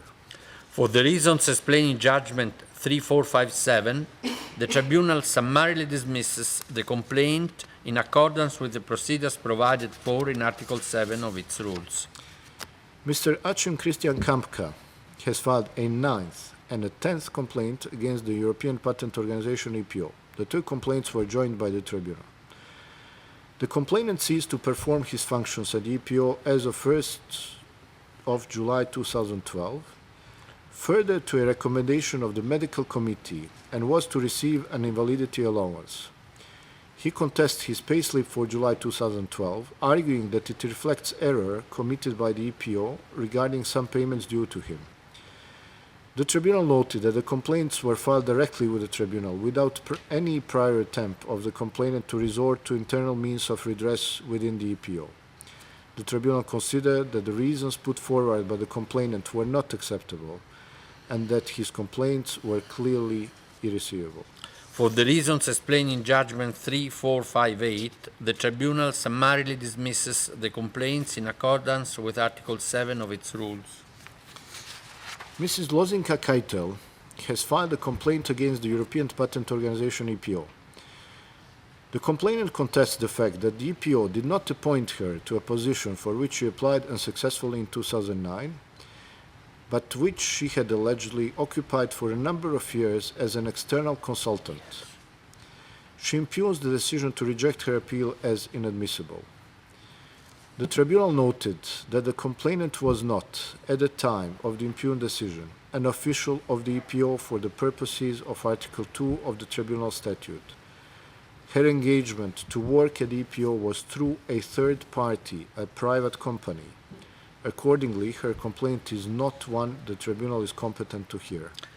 For the reasons explained in Judgment 3459, the Tribunal dismisses the complaint in accordance with the summary procedures provided for in Article 7 of the rules. Mr. Gerbert Christoph August Kern has filed a 17th complaint against the European Patent Organization EPO. The complainant asks the tribunal to order that his pension entitlements, which were transferred to a division of the OECD without his consent, be returned to EPO Pension Department. The tribunal considered that the organization properly exercised its discretion in taking the decision to transfer the administration of all pension files to the division in question. Such a decision falls within the scope of the regular administration of the organization, and the tribunal found no flaw in the decision-making process or in the implementation of the decision. For the reasons explained in Judgment 3460, the Tribunal summarily dismisses the complaint in accordance with Article 7 of its rules. Mr. Rupert Plank has filed a 7th complaint, and Mr. William Herman Hodgins a 9th complaint against the European Patent Organization EPO. The two complaints were joined by the tribunal. The complainant contests the validity of a decision of the Administrative Council to amend the service regulations.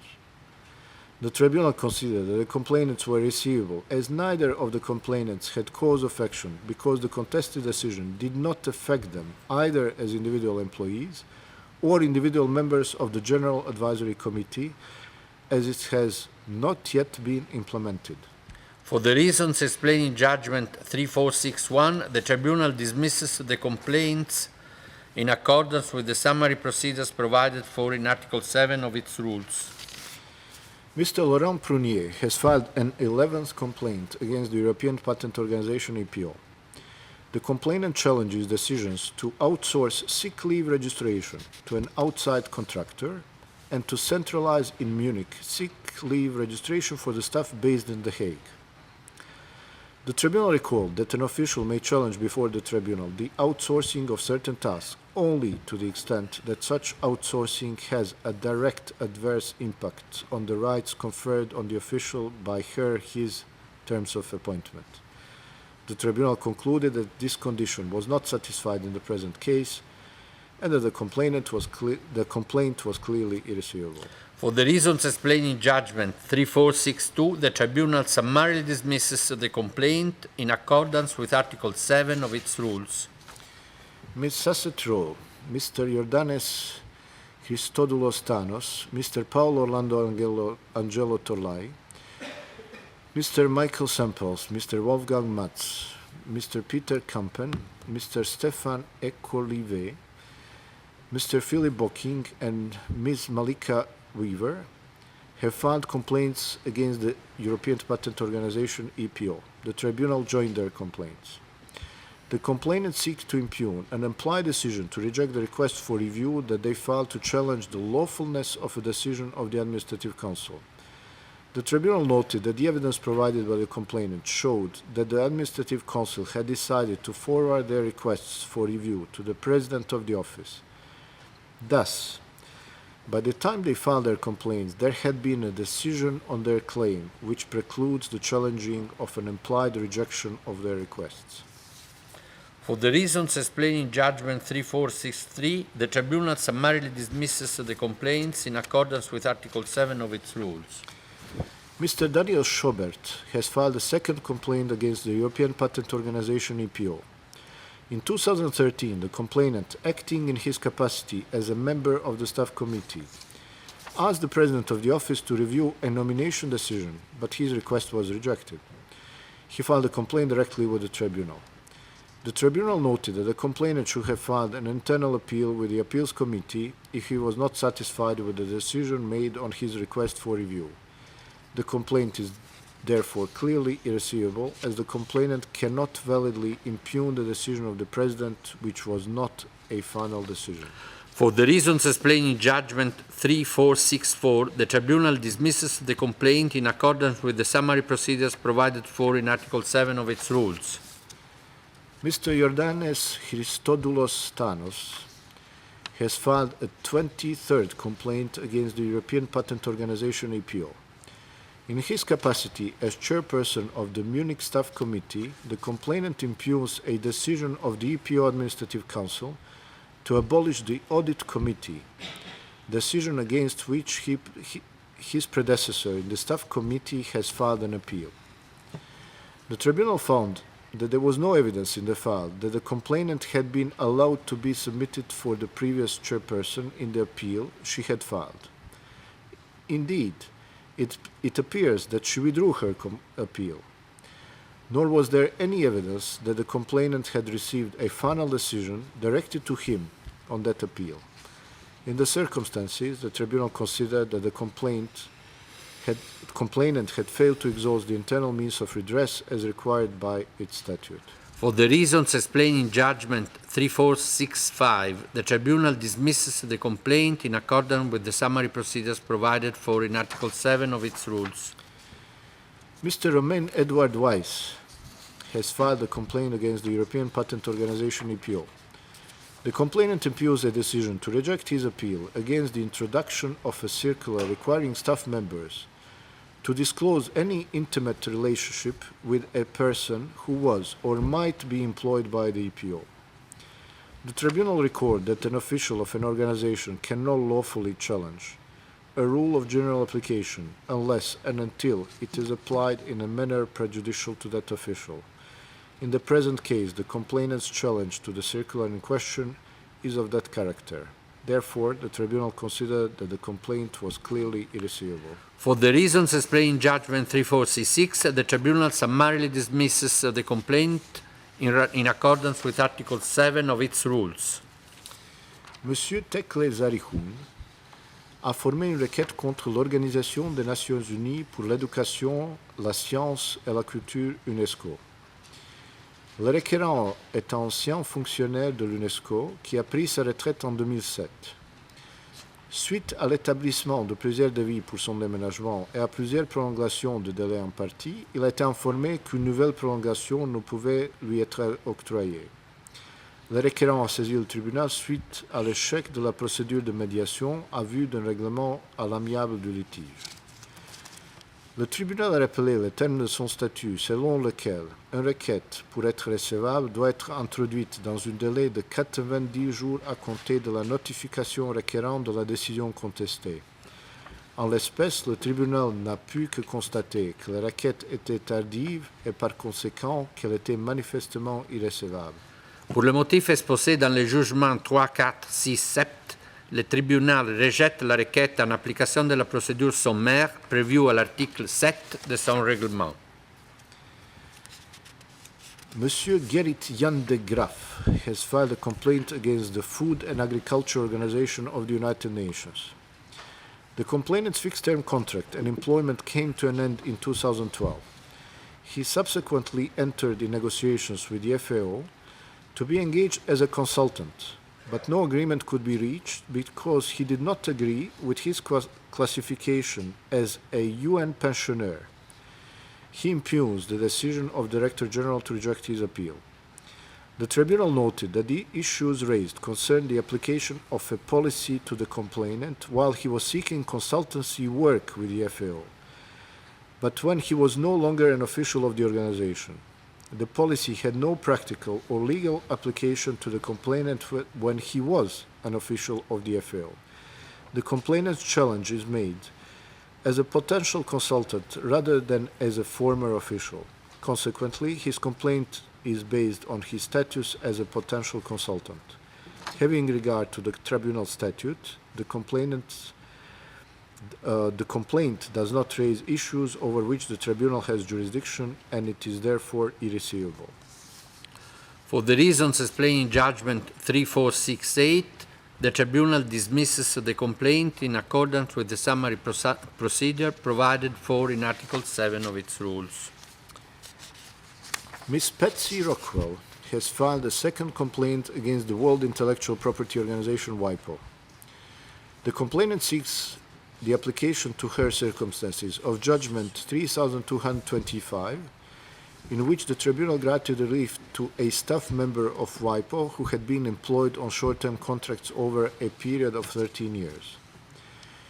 In Judgment 3090, concerning Ms. Rockwell's first complaint, the tribunal had already granted her relief in relation to the non-renewal of her contract after a series of short-term contracts over a period of more than 7 years. In effect, the complainant is now seeking the reopening of the judgment in her matter. The tribunal considered the Judgment 3090 resolved conclusively and for all purposes her complaint against WIPO.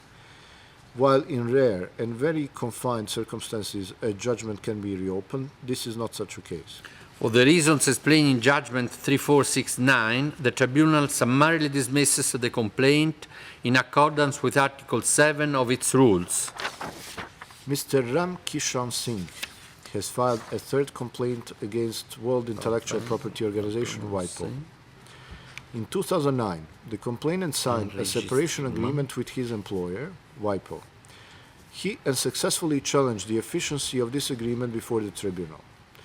In the present complaint, he requests the implementation of his circumstances of a tribunal judgment involving another staff member of WIPO who had been employed under a series of short-term contracts.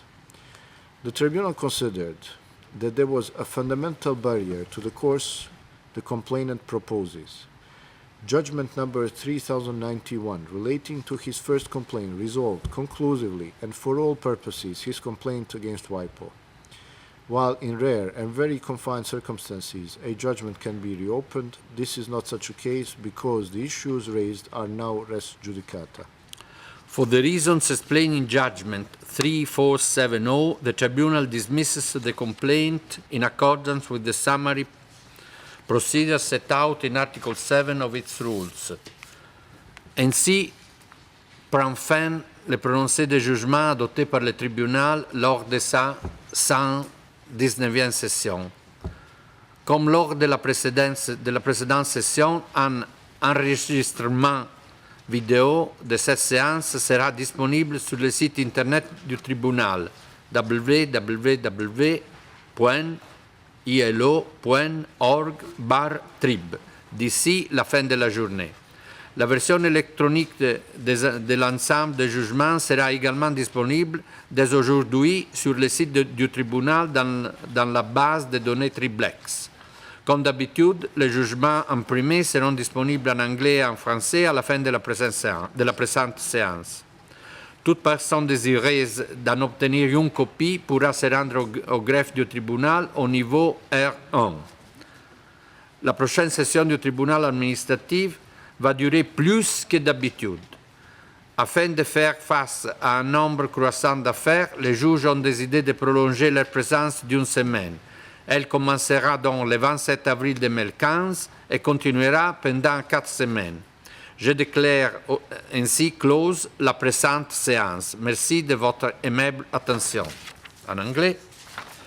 This brings to a close the pronouncement of all the judgments adopted by the Tribunal at its 119th session.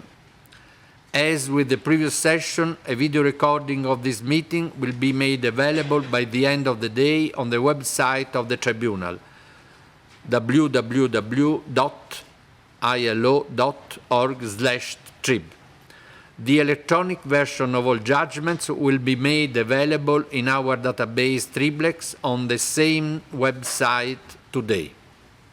As usual, the hard copies of the judgments will be available in English and in French at the close of this meeting.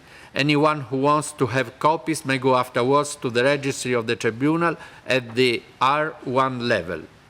The next session of the Administrative Tribunal will last longer than usual, as the judges have decided to stay for an additional week. It will start on the 27th of April 2015 and will last 4 weeks.